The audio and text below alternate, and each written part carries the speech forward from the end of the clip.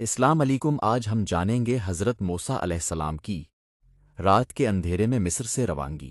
جب فرعون نے بار بار اللہ تعالیٰ کی نشانیوں کو جھٹلایا اور اپنے وعدے توڑ دیے تو اللہ تعالیٰ نے حضرت موسیٰ علیہ السلام کو حکم دیا کہ بنی اسرائیل کو رات کے وقت خاموشی سے مصر سے لے کر نکل جائیں۔ حضرت موسیٰ نے اللہ تعالیٰ کے حکم کی تعمیل کی۔ رات کی تاریکی میں مرد، عورتیں، بچے اور بوڑھے سب سفر کے لیے تیار ہو گئے۔ وہ صرف اللہ تعالیٰ پر بھروسہ کرتے ہوئے مصر سے روانہ ہو گئے۔ صبح ہوئی تو فرعون کو خبر ملی کہ بنی اسرائیل مصر چھوڑ کر جا چکے ہیں۔ یہ خبر سنتے ہی وہ غصے سے آگ بگولا ہو گیا۔ اس نے فوراً اپنے لشکر کو جمع کیا اور حکم دیا، انہیں ہر حال میں پکڑو، آج کوئی بھی ہمارے ہاتھ سے بچنے نہ پائے۔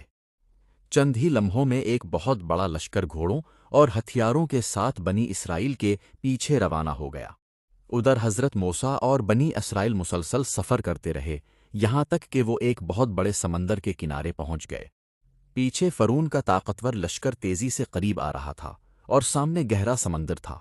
بنی اسرائیل گھبرا گئے اور کہنے لگے، اب تو ہم پکڑے جائیں گے۔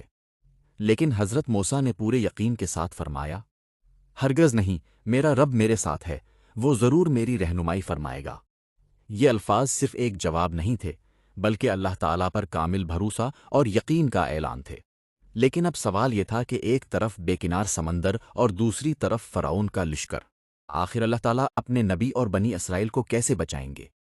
حضرت موسیٰ علیہ السلام اور بنی اسرائیل سمندر کے کنارے کھڑے تھے۔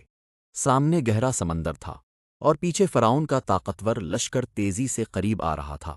بنی اسرائیل خوفزدہ ہو گئے، انہیں لگ رہا تھا کہ اب بچنے کا کوئی راستہ نہیں۔ لیکن حضرت موسیٰ کا یقین اپنے رب پر کامل تھا۔ اللہ تعالیٰ نے اسی لمحے حضرت موسیٰ کو وحی فرمائی، اپنا عصا سمندر پر مارو۔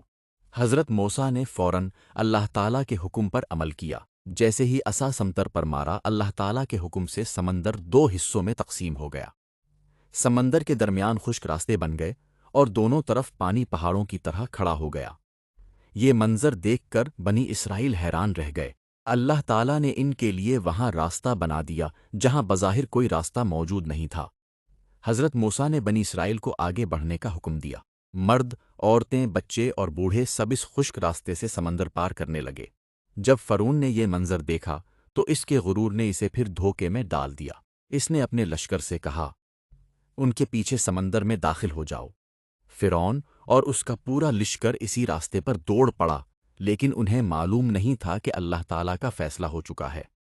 کیا فرعون سمندر پار کر سکا، یا اللہ تعالیٰ نے اسی سمندر کو اس کے لیے عذاب بنا دیا؟ فرعون کا انجام کیا ہوا، یہ تاریخ کا سب سے عبرتناک لمحہ ہے جسے ہم اگلی قسط میں جانیں گے۔